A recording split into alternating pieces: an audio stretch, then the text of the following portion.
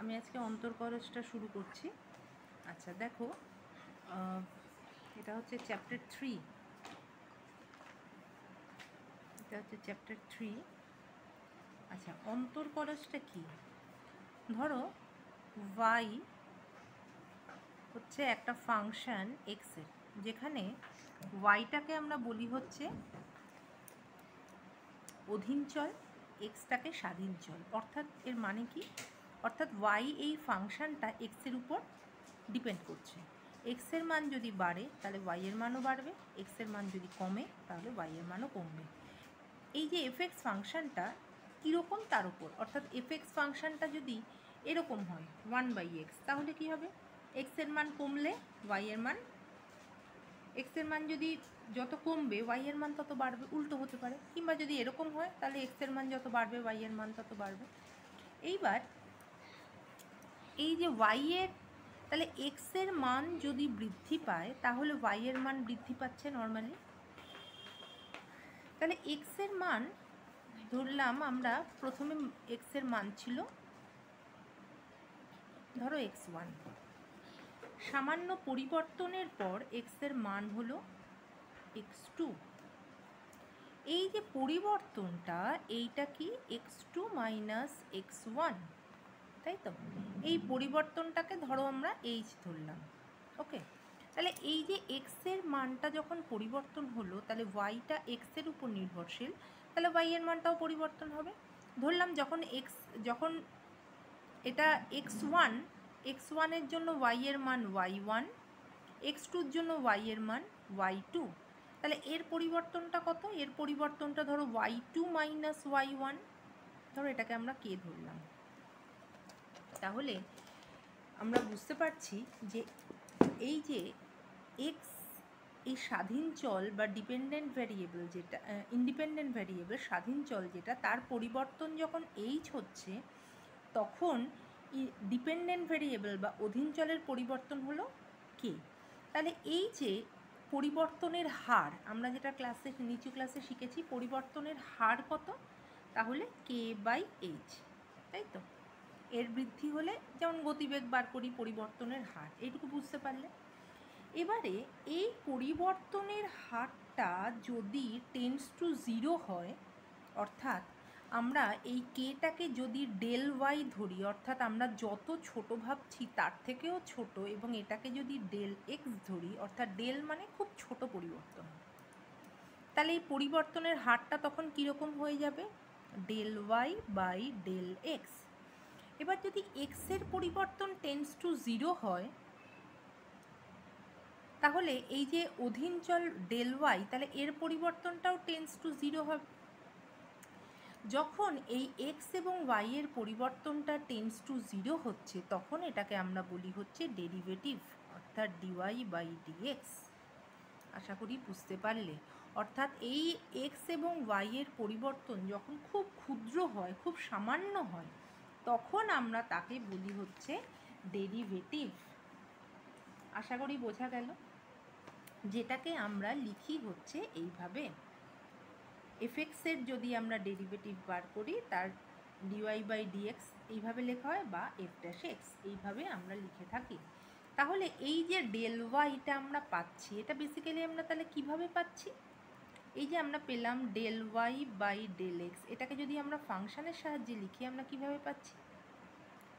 এই যে del Y কখন হচ্ছে এফ প্লাস ডেল এক্স, তাই তো, minus F X by del X, তাই তো? এইটা থেকেই তো আমরা ডেল ওয়াইটা পাচ্ছি। এক্স প্লাস ডেল এক্স হলো, তার মানে সেটা হচ্ছে del Y minus F X by del X. তাহলে এই যে পরিবর্তনের হার, এটাকেই আমরা বলি হচ্ছে অন্তর্কলজ। এবার ঠিক একইভাবে লিমিটের মতো এটারও ডান পক্ষের অন্তর্কলজ এই সূত্রটার উপর নির্ভর করে বাম পক্ষের অন্তর্কলজ, যেখানে আমাদের কিন্তু এই কথাটা লিখতেই হবে, limit del X tends to 0। আচ্ছা, ডেল এক্স টেন্ডস টু 0, যেহেতু ডেল এক্সের উপর নির্ভর করছে, তাহলে ডেল ওয়াইও টেন্ডস টু 0ই হবে, বুঝতেই পারছি আমরা।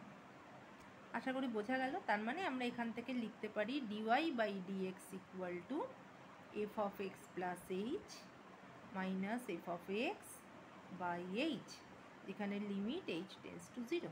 ওকে, ডিওয়াই বাই ডিএক্স লিখে দিলে আর এই লেখাটা দেখার দরকার হয় না।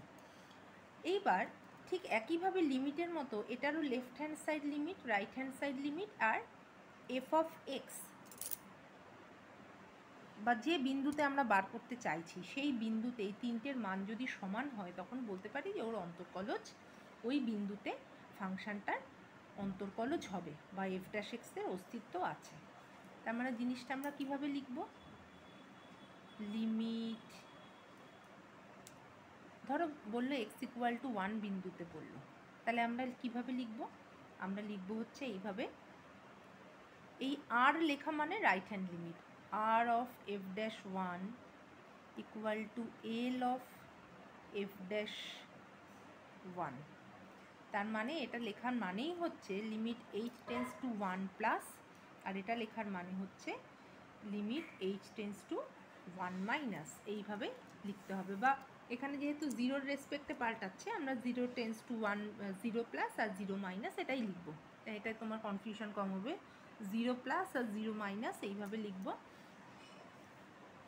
এই এখানে আর একটা জিনিসও আসে যেটা ওই পয়েন্টে এর মানটাও দরকার হয়, যেহেতু এখানে এটা আলোচনা করেনি তাই আর আমি বলছি না। আর এই ক্যালকুলেশন, এই অন্তর্কলজ যোগ্য কিনা পরীক্ষা করো, এইগুলো আবার গিয়ে ক্লাস 12-এ যেহেতু আছে আমি এইগুলো নিয়ে আর তাই বেশি আলোচনা করছি না, আমি সরাসরি সূত্রে চলে যাচ্ছি। আচ্ছা, এইখানে দেখো যে সূত্রগুলো আছে এইগুলো আমাদের কাজে লাগবে।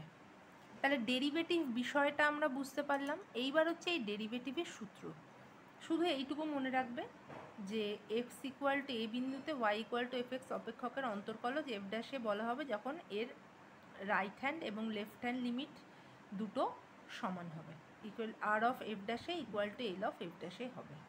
ঠিক আছে, এইটুকু খালি মনে রাখো, আর বাকি হচ্ছে এখন শুধু পড়ো, কারণ এই জিনিসটা আবার আমরা গিয়ে ক্লাস 12-এ করবো, সেই জন্য আমি আর বেশি আলোচনা এটা করছি না। আচ্ছা, এইখানে যে সূত্রগুলো আছে এইগুলো আমাদের কাজে লাগবে।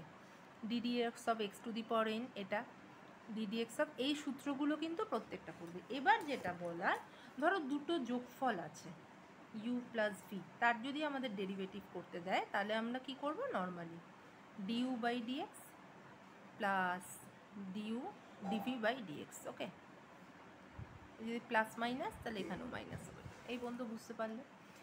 এবার কথাটা হচ্ছে এই যে আমরা ডেরিভেটিভ যখন এক্সের রেসপেক্টে করছি আমরা ধরে নিচ্ছি যে এই সূত্রটায় আমরা ধরে নিচ্ছি যে ইউটা হচ্ছে এক্সেরই একটা ফাংশন, তাই আমরা এক্সের রেসপেক্টে করতে পারছি। যেমন ধরো এখানে সাইন এক্স আছে, আমরা ডিডি এক্সের রেসপেক্টে করছি, তাহলে যদি এখানে থাকতো ডিডি ওয়াই তাহলে কি আমরা সাইন এক্সকে ডেরিভেটিভ করতে পারতাম? না, পারতাম না। এই সূত্রের সাহায্যে পারতাম না, পারতাম একটু অন্যভাবে। তাহলে d d y of sine x এখানে থাকলে কিন্তু আমরা সরাসরি কস এক্স লিখতে পারি না, এখানে যদি ডিডি এক্স থাকে তবেই আমরা কস এক্স লিখতে পারি। তাহলে ডিডি ওয়াই যদি থাকে তাহলে আমরা কি লিখব, ডিডি ওয়াই অফ, এখানে ওয়াইটা, এখানে দেখো এই যে ওয়াইয়ের জায়গায় আমরা এটা লিখলাম, তার মানে ওয়াইটা হচ্ছে একটা ডিপেন্ডেন্ট ভেরিয়েবল, ওয়াইয়ের জায়গায় আমরা যে ফাংশনটার ডেরিভেটিভ করব সেটা লিখছি। তার মানে বাইরে কি লিখতে হচ্ছে, বাইরে লিখতে হচ্ছে ডিডিএক্স। ডিডিএক্স কি সেটা বুঝতে পেরেছো আশা করি। এবার ধরো যদি এই এক্সের একটা ভেরিয়েবলকে যদি ওয়াইয়ের রেসপেক্টে আমাদের ডেরিভেটিভ করতে দেয় সেক্ষেত্রে তাহলে আমরা কিভাবে করব, সেক্ষেত্রে আমরা করব কি, নর্মাল এটাকে আগে এক্সের, এটা তো এক্সের ফাংশন, তাহলে এক্সের ফাংশনকে কখনোই ওয়াইয়ের রেসপেক্টে ডেরিভেটিভ করা সম্ভব না, তাই আমরা কি লিখব, dd x of sine x. Okay, আশা করি এইটুকু বুঝতে পারলে, dd x of sine x. আচ্ছা, অঙ্কে কী ছিল, ডিডি ওয়াই ছিল, তাহলে ডিএক্স বাই ডিওয়াই গুণ ডিএক্স বাই ডিওয়াই, ডিএক্স আর ডিএক্স বাদ হয়ে গেলে তাহলে ডিডি ওয়াই থাকলো। তার মানে উত্তরটা কী হবে, cos x into dx by dy. আশা করি বুঝতে পারলে। এইবার যদি দুটো ফাংশন গুণে থাকে ইউ ইন্টু ভি, তাহলে আমরা কি করব, প্রথম ফাংশনটাকে কনস্ট্যান্ট ধরে দ্বিতীয় ফাংশনটার ডেরিভেটিভ প্লাস দ্বিতীয় ফাংশনটাকে কনস্ট্যান্ট ধরে প্রথম ফাংশনটার ডেরিভেটিভ। ওকে, ঠিক একইভাবে যদি ভাগের সূত্র থাকে এটা একটু মনে রাখতে হবে, না হলে এটা পারবে না। এটা যদি থাকে দ্বিতীয় ফাংশনটা ভি ইন্টু ইউ ডিএক্স, ওকে, বা ইউ এর ডেরিভেটিভ, বা এটাকে আমি এইভাবে লিখি বুঝতে সুবিধা হবে, du by dx minus u into v এর ডেরিভেটিভ বাই ভি স্কোয়ার। এইটা হচ্ছে সূত্র, আশা করি বুঝতে পারলে। এইভাবে আমরা এই সূত্রগুলো অ্যাপ্লাই করব। এবার একটা কথা, যদি কনস্ট্যান্ট টার্ম থাকে, কোনো কনস্ট্যান্ট টার্মের আমাদের যদি এক্সের রেসপেক্টে ডেরিভেটিভ করতে দেয়, ডেরিভেটিভ মানে কি, ওর মধ্যে যে সামান্য পরিবর্তন হচ্ছে। একটা কনস্ট্যান্ট টার্মের কি এক্সের মধ্যে যাই চেঞ্জ আসুক তার জন্য কি কনস্ট্যান্ট টার্মের কোনো চেঞ্জ আসবে, ওর মধ্যে কোনো পরিবর্তন আসবে? আসবে না। তিন এক্সের মান সামান্য বৃদ্ধি পেল, তাতে কি তিনের মান সামান্য বৃদ্ধি পাবে? পাবে না। তাই কোনো কনস্ট্যান্টের ডেরিভেটিভ সবসময় শূন্য। আর এবার যদি দুটো সংখ্যা গুণে থাকে এরকম 3 ইন্টু এক্স, তার যদি আমরা ডেরিভেটিভ করি, তাহলে যেরকম আমরা লিমিটের ক্ষেত্রে করেছি, 3টা বাইরে বেরিয়ে আসলো ডিডিএক্স অফ এক্স, তাহলে এক্সের রেসপেক্টে যদি ডেরিভেটিভ করি তাহলে 1, তার মানে 3 হয়ে গেল। ঠিক আছে, তার কারণ এই যে এই সূত্রটা n ইন্টু 1 সামনে আসলো x two the power n minus 1, তাহলে 1 টু দি পাওয়ার 1 মাইনাস 1, তাহলে কী হবে? 0। এক্স টু দি পাওয়ার 0 মানে 1। এই সূত্রগুলো আমাদেরকে মুখস্থ করতে হবে। এইবার হচ্ছে আমি সরাসরি এখানে তোমাদের যে লিমিটের সাহায্যে, হ্যাঁ না, অবকল গুণাঙ্ক, এগুলো কিচ্ছু এখন দরকার নেই, কারণ সেম অঙ্ক আমরা ক্লাস 12-এ পাবো, তখন করব। এখন শুধু ডেরিভেটিভটা কী করে করতে হয় সেটা শোনো। এবারে দেখো, বইতে তোমরা বইতে যাও, পেজ নাম্বার, আচ্ছা, অতি সংক্ষিপ্তর প্রথম দিকের অঙ্কগুলো আমি আপাতত কিছুই করাচ্ছি না, শুধুমাত্র আমি 6 থেকে করাচ্ছি। এগুলো ক্লাস 12-এ যখন হবে অঙ্কগুলো শিখিয়ে দেবো, তখন তুমি 11-এর অঙ্কগুলো ট্রাই করবে, তাহলে পেরে যাবে। আচ্ছা দেখো, এক্স টু দি পাওয়ার 16, এখানে কি লিখেছে? এক্স অথবা টি অথবা ইউ, অর্থাৎ যেখানে ফাংশন, যেখানে ভেরিয়েবলটা ইউ সেখানে আমরা ইউ এর রেসপেক্টে ডেরিভেটিভ করব, যেখানে এক্স সেখানে এক্স এর রেসপেক্টে, যেখানে টি সেখানে টি এর রেসপেক্টে ডেরিভেটিভ করব। ঠিক আছে, এই যে আমরা ডেরিভেটিভ করার পর যে জিনিসটা পাচ্ছি সেটাকে কি বলা হয়? সেটাকে বলা হয় অন্তর্কলজ বা অবকল গুণাঙ্ক।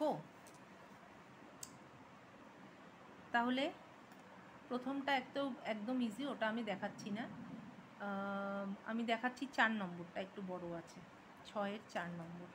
কি দিয়েছে? 2x টু দি পাওয়ার 4, এইটাকে আমরা y ধরে নেব আমাদের নিজেদের সুবিধার জন্য, minus 6 by x square plus 3x by cube root of x plus 2। ঠিক আছে, আচ্ছা, তাহলে এইটাকে আমরা ক্যালকুলেশন করে নিতে পারি।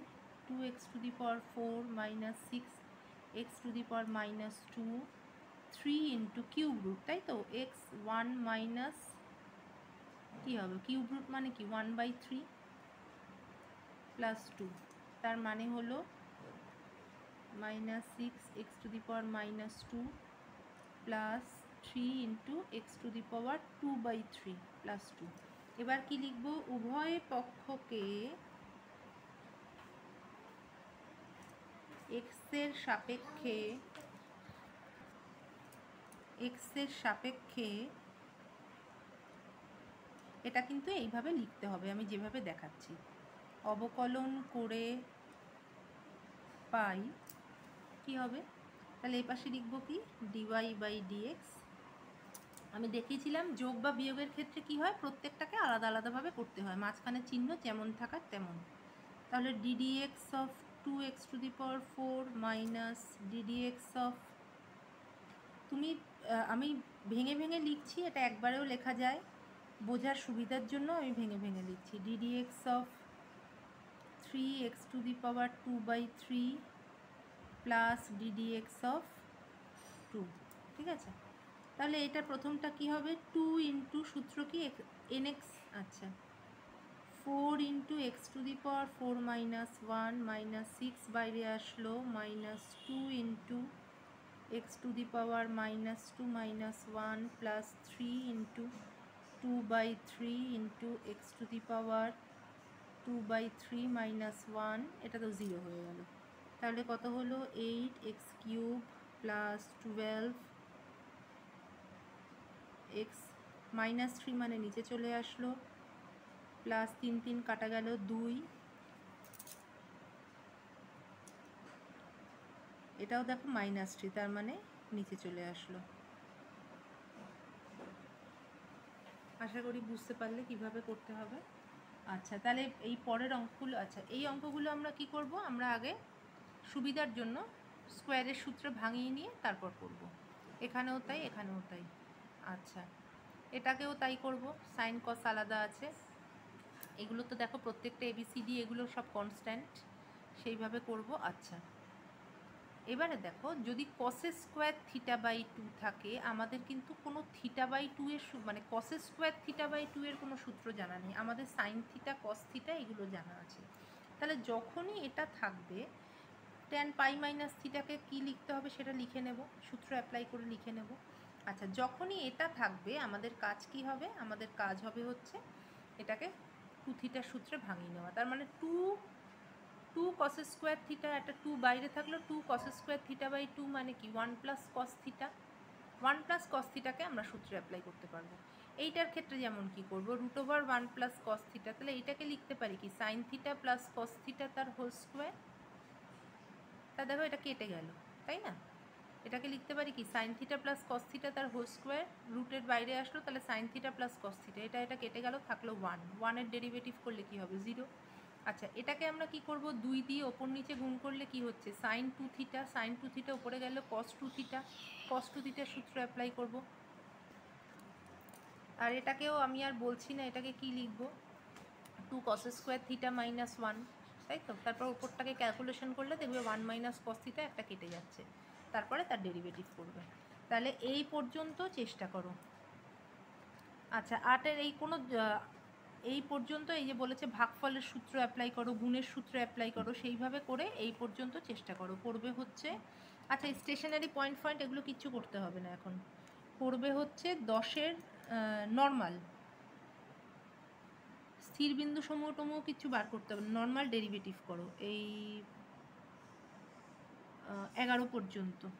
আচ্ছা, 14 পর্যন্ত ট্রাই করো। এই যে -2 এর মান মানে কি, এখানে f'(x) করবো, এক্সের জায়গায় -2 বসিয়ে উভয় পক্ষে বসাবো, বসিয়ে এখান থেকে মান বার করতে হবে, ঠিক আছে? এখানে t = 1, তার মানে কি এটা ds/dt করব, তার মানে কি হবে 2at + b, সেইখানে t এর জায়গায় 1 বসিয়ে দেবো, তাহলে 2at + b, t এর জায়গায় 1 বসালে কি হবে 2a + b। এটাও তাই, এই পর্যন্ত ট্রাই করো, পরের দিন আমি এই অঙ্কগুলো করাবো।